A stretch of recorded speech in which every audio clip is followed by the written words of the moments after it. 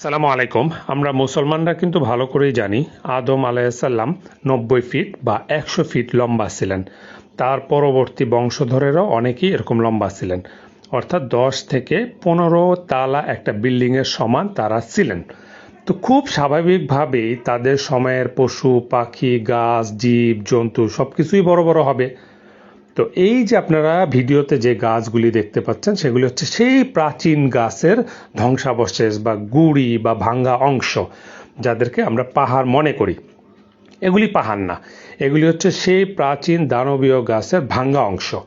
পাহাড় সম্পূর্ণ আলাদা জিনিস। আল্লাহ তাআলা সৃষ্টির শুরুতে পাহাড়কে সৃষ্টি করে এই জমিনের ভিতরে পেরেক হিসেবে গেঁথে দিয়েছেন।